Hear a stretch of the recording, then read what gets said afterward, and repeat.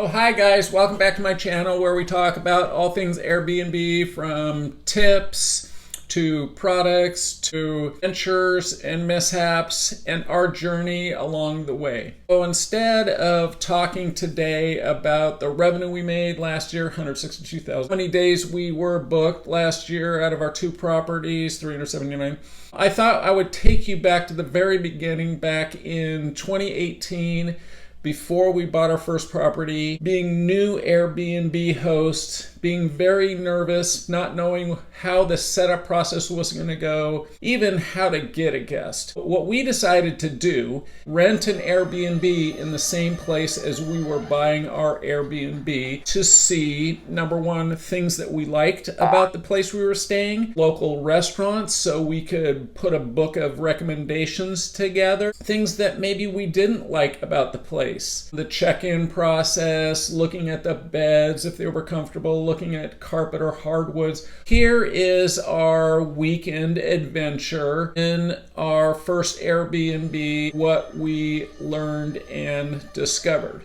So first of all, the check-in process, we loved having a smart lock. We knew that was the very first thing that we needed to do, was get a smart lock. Really wanted to have internet TV, not cable. Cable wastes a lot of money. Everybody's going to smart TVs.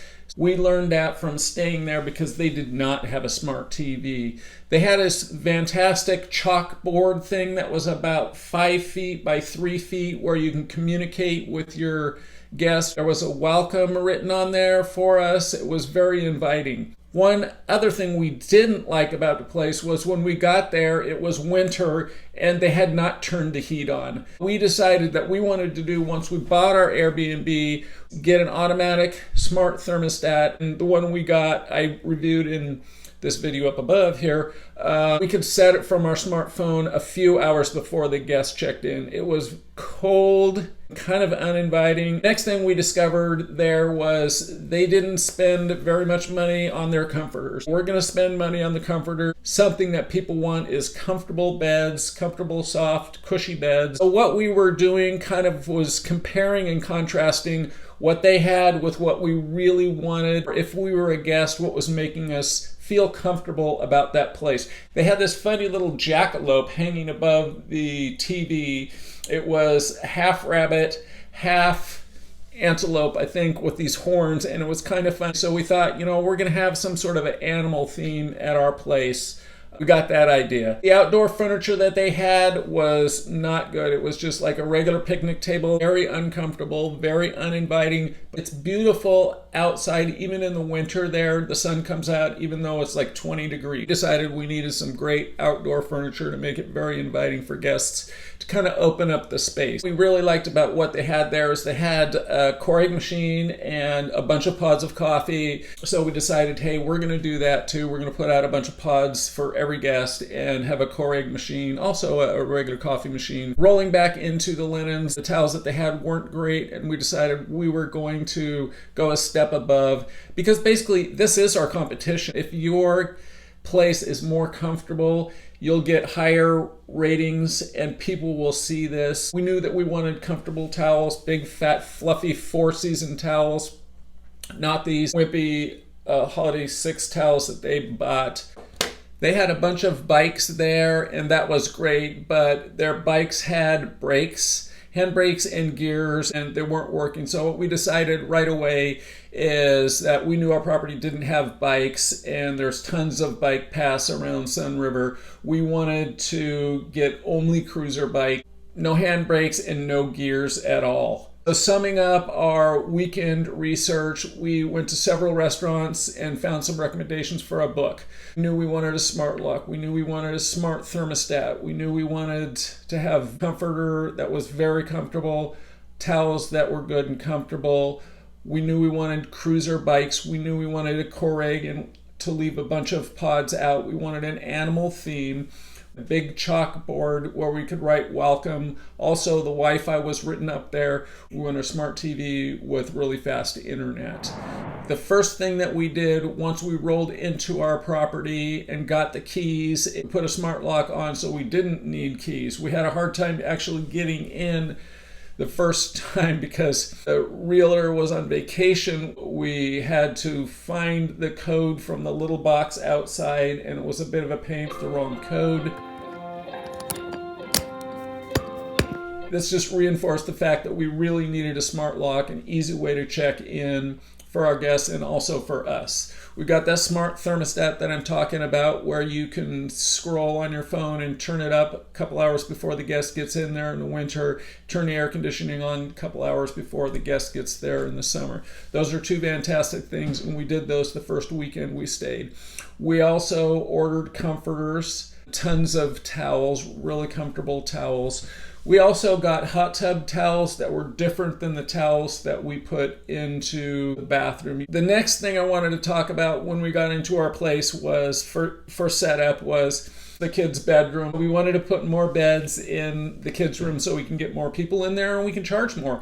You get about $75 a night if you can get 2 more people in your place. Instead of a place for 6 guests, you have a place for 8 guests, and the price goes up, obviously. We bought this $1,200 fantastic bed from Midwest Log Furnitures. I really recommend them. I went over there for the weekend to put the beds together specifically. FedEx said it was going to be delivering the beds on Friday. There's only 1 box, and we ordered a huge bunk bed. We ordered another twin bed. Paperwork, it said that there was 4 boxes. I called FedEx, so this is a big, humongous debacle. So it eventually got delivered after I left. So my wife had to stay back and put the bed together with my father-in-law. Immediately we were able to charge about $75 a night more. That's fantastic. That's the best thing we did, besides putting the hot tub in. We spent about $6,000 on the hot tub. We spent about $3,000 for the electrician and putting the privacy fence around it, which is required by the HOA. Can we charge more per night? Can we get our money back? And yes, if you have a hot tub, you probably can charge about $50 a night more. We spent close to $10,000 getting the whole hot tub situation in with the survey and everything. 200 nights at $50 is $10,000. Whenever you invest in something in your property, you want to make sure it's going to make you more money each night. If we spent $10,000 on this hot tub, we would make that money back in the first year for sure. I have a funny story to tell you about the very first night that we checked in.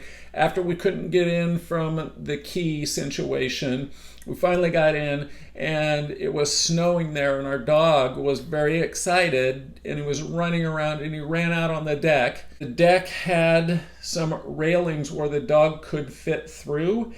It was snowy all over, and the dog went from the railing, from the deck, through the railing to the roof, and slid off the roof because he thought the roof was part of the deck because everything was white out there, and he's kind of going blind. Poor guy, he got part of his head kind of caved in a little bit. His eye was all swollen. We were just going to have a very relaxing first night there, and we were babysitting him the whole night. He's fine. He was fine from that situation. He has since passed on.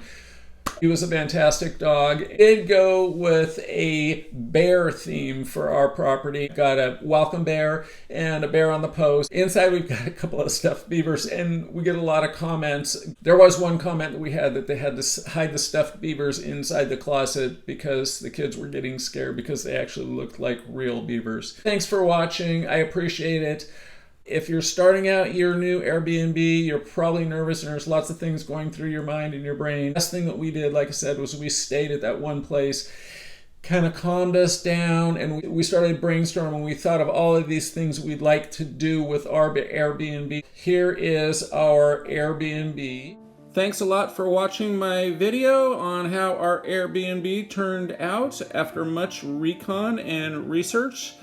Please watch my channel again and subscribe. Thank you.